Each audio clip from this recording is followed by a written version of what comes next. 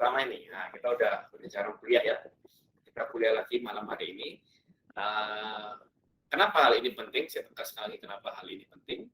Tentang kita mencari kesamaan sumber Alkitabiah dengan sumber non Alkitab, karena ini akan memperkuat iman kita dan semakin meyakinkan kita bahwa sumber informasi dalam Alkitab pun dapat dikonfirmasi oleh sumber-sumber sejarah. Ya, oke, kita lanjut saja. Nah, saya mau perkenalkan dulu tentang ini.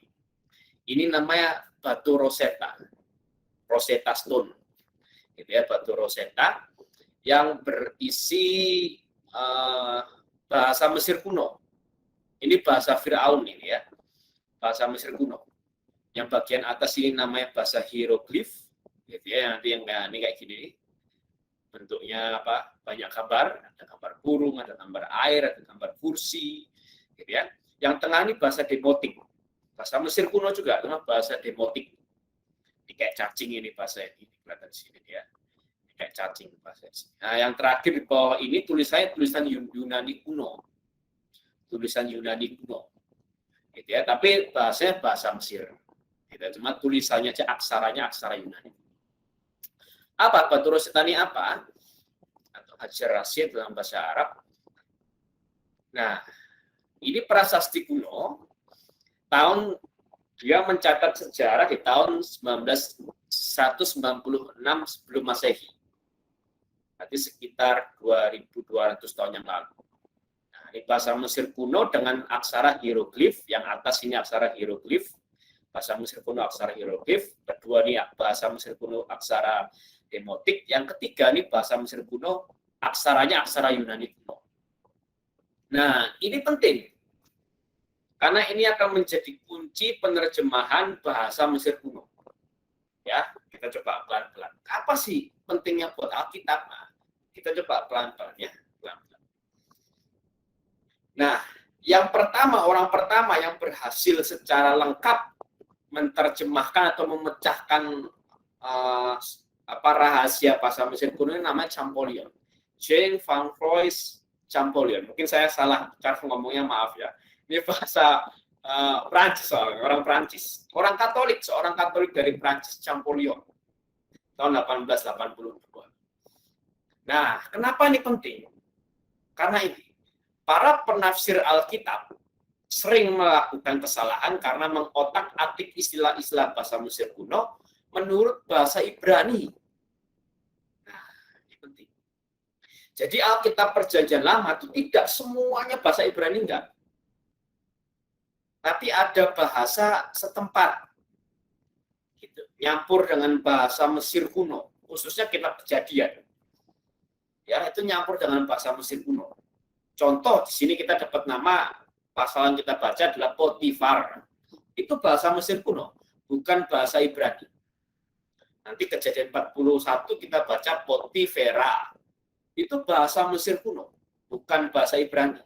Gelarnya Yusuf Sabnat Paaneah.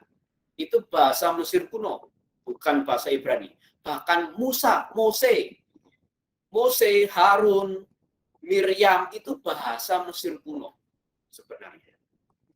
Itu bahasa Mesir kuno yang diambil atau dikeluarkan dari air atau yang dilahirkan dari air itu Mose. Itu bahasa Mesir kuno. Nah, saya kasih contoh kesalahan pada penafsir Alkitab sebelum ditemukannya batu Rosetta ini, berarti sebelum tahun 1799 atau sebelum tahun 1882. Saya akan kasih contoh. Ya, contohnya Potifar dan Potifera ya. Ini tafsiran oleh Rabi Yahudi, Sotah 13b 12. Jadi dikatakan begini, ya. Potifar itu tujuan Potifar membeli Yusuf itu apa? Karena Potifar itu tertarik dengan Yusuf dan mau berhubungan secara homoseksual dengan Yusuf. Nanti ini baca di sini silakan ya. Nah, karena dia mau melakukan itu, tapi nggak bisa.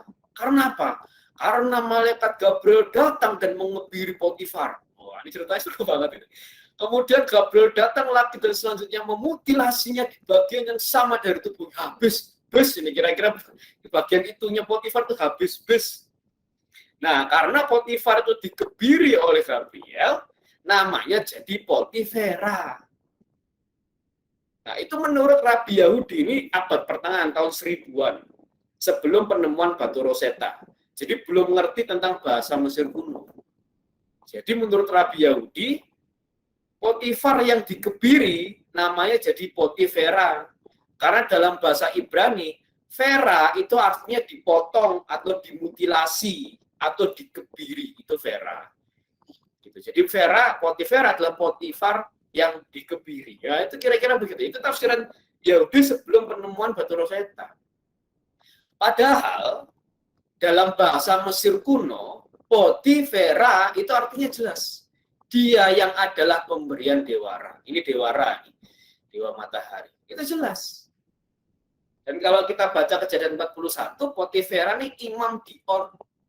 Nah, kota On itu dulu adalah pusat penyembahan dewara. Maka masuk akal kalau seorang Potifera, yang artinya dia yang adalah pemberian dewara, adalah imam di kota On sebagai pusat penyembahan dewara.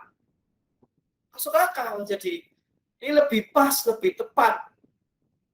Gitu ya. Nah, jadi penafsir Alkitab sebelum ditemukannya batu Rosetta, sebelum mengenal bahasa Mesir kuno, mereka banyak melakukan kesalahan. Ini Rabi Yahudi, Vera artinya dipotong atau dikebiri. Padahal Potifera dan Potifar ini orang yang berbeda. Nah, gitu. Ya. Nah, terus pertanyaannya gini, si Champollion tadi, gimana kok dia tuh bisa tahu? Bagaimana caranya dia bisa tahu bahasa Mesir kuno? Dari mana? Nah, dia meneliti, teman-teman Bapak Ibu. Dia meneliti, dia mencari bahasa saat itu. Bahkan sampai sekarang masih ada. Bahasa saat ini yang paling dekat dengan bahasa Mesir kuno. Dia cari, dia teliti. Dan akhirnya dia temukan satu bahasa yang paling dekat dengan bahasa Mesir kuno. Yaitu apa namanya? Bahasa Koptik. Nah, ini pelan-pelan di sini menarik. Kita coba dengarkan ya, bahasa Koptik ini seperti apa ya. Kita coba dengarkan. The hymn of the Catholic epistle in Coptic that is chanted before the reading of the epistle in the vernacular during the liturgy of the word of the divine liturgy. First, the introduction. Catholico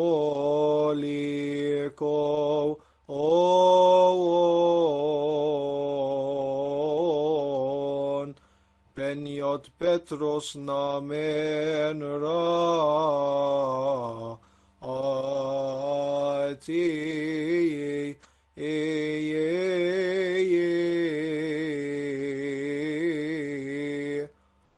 Here, the appropriate reading of the day is then read. Ni presbyteros et genthino titi hoero. Jadi ini tuh bukan bahasa Yunani. Kalau kita lihat tulisannya di sini, ini tulisan Yunani. Tulisan atasnya, ya. Atas tulisan Yunani. Tapi ini sebenarnya pelafalannya itu pelafalan bahasa Koptik. Aksaranya aksara Yunani kuno. Tapi pelafalannya itu bahasa Firaun, bahasa Mesir. Itulah bahasa Koptik. Nah, dia dapat dari mana si Champollion bahasa Koptik ini? Nah, ini menariknya. Satu-satunya komunitas, ya bisa dibilang komunitas terbesar yang melestarikan bahasa Koptik alias bahasa Mesir kuno itu adalah Gereja Ortodoks Koptik. Nah, ya. Kita coba nonton kayak gimana peribadatan mereka ya. Nah, ini Paus Tawadros kedua. Ini Gereja Ortodoks Koptik di Mesir. Ini gereja denominasi Kristen terbesar di Mesir. Bahkan acara-acara khusus seperti Paskah, Natal, itu Presiden Mahmud Abbas, orang Islam ya, beliau itu sampai datang. Ya, beliau hampir selalu datang dalam perayaan Paskah, perayaan Natal dari Gereja Ortodoks Koptik. Ini bahasa Koptik ini. bahasa koptik. Tanpa organ, tanpa alat musik, cuma alat musik ini aja, simbol kecil dua ini sama triangle itu kalian. Ini kalau full ya, Bapak Ibu, mereka melakukan misa tuh bisa 3 jam, Pak. Kalau full bisa 3 jam. Dan ini adalah komunitas terbesar yang masih melestarikan bahasa Mesir utuh.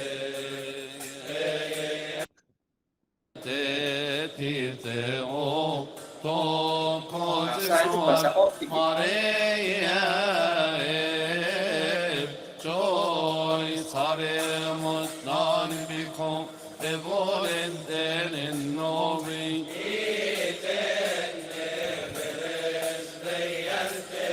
Dan termasuk di gereja ini, itu banyak terjadi mukjizat. Banyak kesembuhan, banyak kelepasan, gitu ya, banyak pembebasan, banyak pemulihan. Literally mukjizat. Sama kok di Indonesia mungkin kayak semacam KKR dan sejenisnya gitu ya. Tapi mereka tanpa bahasa Arab. Gitu ya. Ini salah satu saudara terdekat dari gereja Katolik itu ya, gereja Ortodoks Koptik. Nah ini kalau gereja Katolik Koptik itu ini.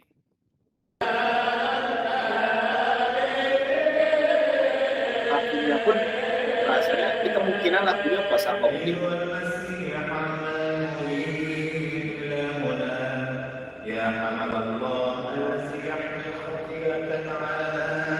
Tapi sepertinya liturginya ini liturgi bahasa Arab. Di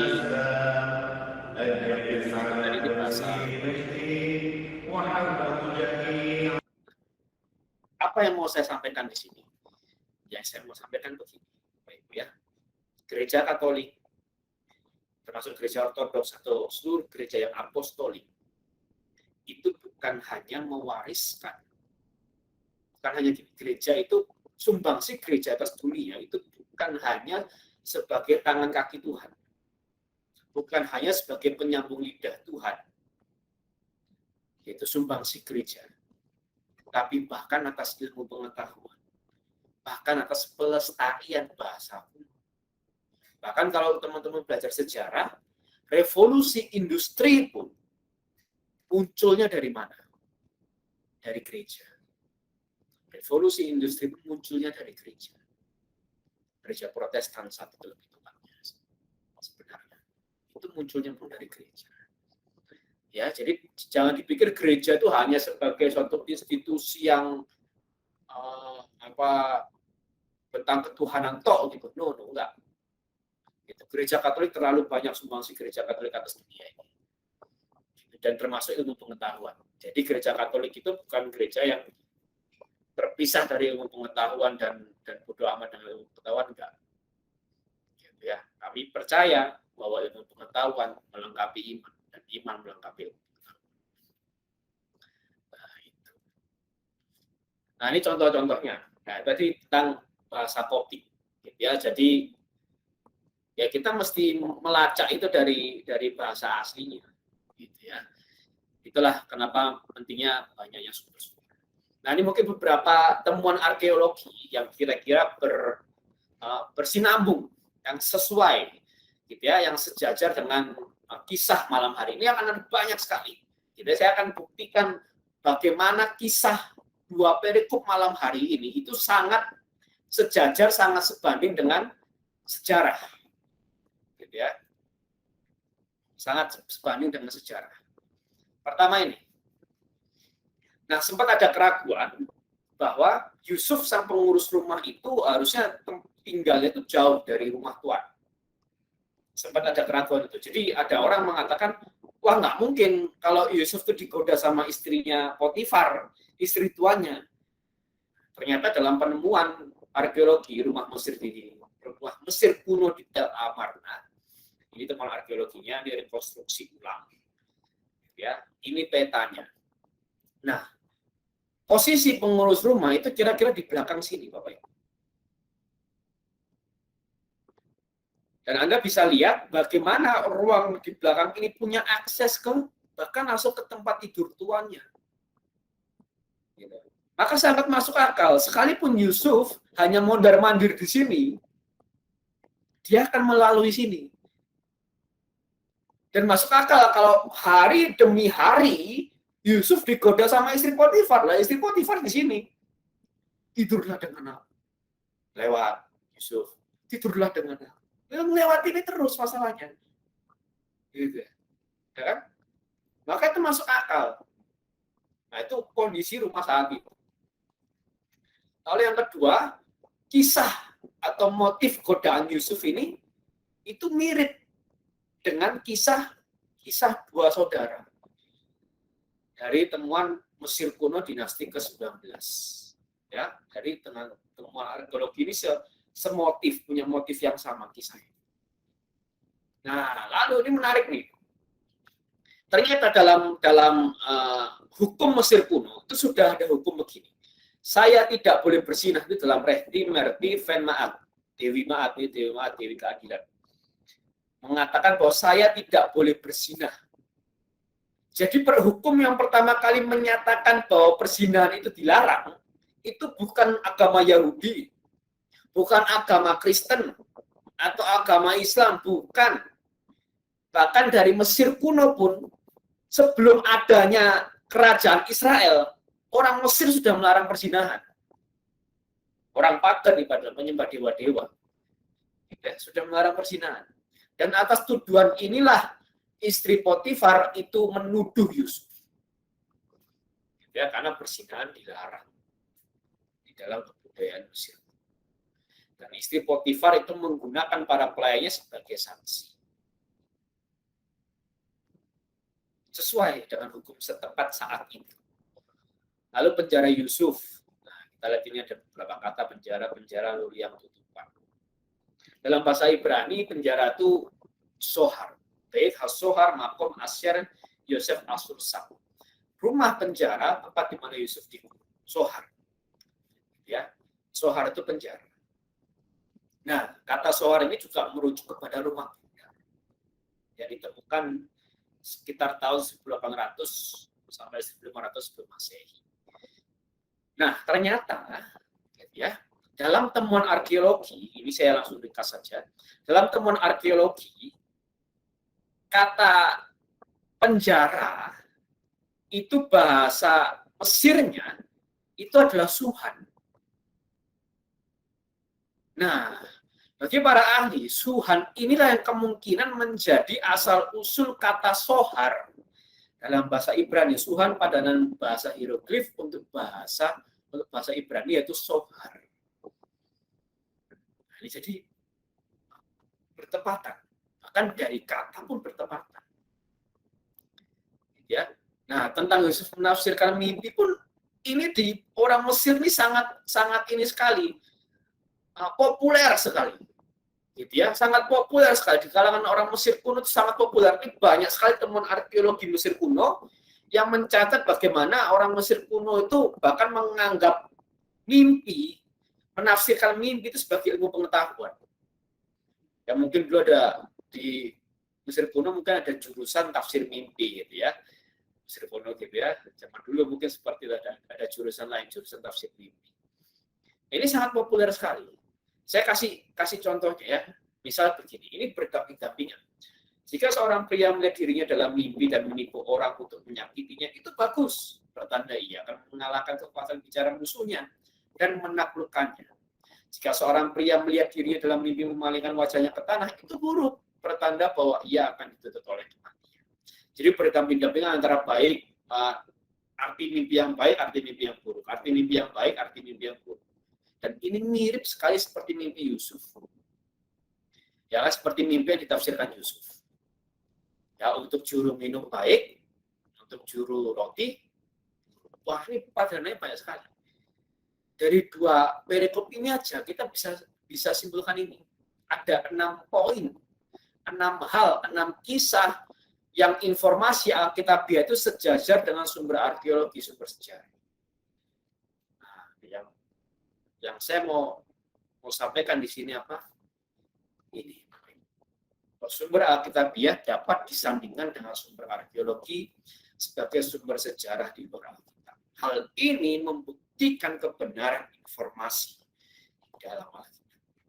Jadi Alkitab itu bukan hanya melestarikan bahasa Ibrani, khususnya Perjanjian Lama saya ngomongnya, bukan hanya melestarikan bahasa Ibrani, tapi bahasa Mesir kuno pun dilestarikan oleh Alkitab. Nah, ini penting. Jadi ini menepis bahwa, karena gini, di teori modern, apalagi teori dokumen istilahnya, mengatakan bahwa Perjanjian Lama itu baru ditulis setelah pembuangan dari Babel. Kayak muncul sumber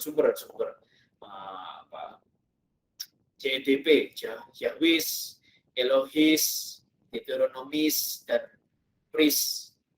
Yaitu sumber-sumber itu kemungkinan baru ditulis setelah pembuangan dari Babel. Jadi ada orang yang mengatakan, ahli Alkitab mengatakan bahwa bahkan kitab Kejadian baru ditulis setelah pembuangan dari Babel. Nah, ini ditepis. Gitu. Jadi pahami, bahwa teori itu ditepis dengan adanya pelestarian bahasa Mesir kuno dalam Alkitab. Karena kalau orang baru buang setelah dari pembuangan dari Babel, mereka kemungkinan untuk mengerti bahasa Mesir kuno kecil. Begitu. Maka ini menguatkan dugaan bahwa memang yang menulis kitab Kejadian itu adalah Musa, yang notabene dia dididik dalam hikmat Firaun. Kira-kira begitu Bapak Ibu. Itu poin pertama. Kita kuliah dulu ya.